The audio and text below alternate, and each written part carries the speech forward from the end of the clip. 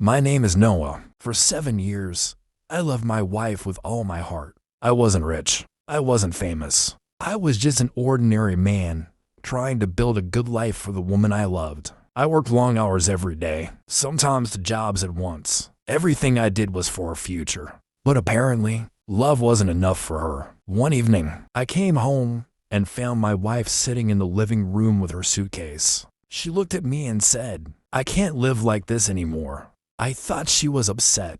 I thought we could fix whatever was wrong. But then she said something I'll never forget. "I've met someone else." My heart stopped. She told me he was wealthy. He owned luxury cars, expensive houses, and could give her the life she wanted. Then she walked out the door. Just like that. 7 years together. Gone in a few minutes. The months that followed were the darkest of my life. I stopped talking to friends. I barely slept. Everywhere I looked, I saw memories of her. But one day, I looked in the mirror and realized something. No one was coming to save me. If my life was going to change, I had to change it myself. So I started over. I worked harder than ever. I learned new skills. I invested every extra dollar I earned. Slowly, my small online business began to grow. 1 customer became 10. 10 became 100. 100 became thousands. 5 years later, I owned a successful company. I had the life I once dreamed about.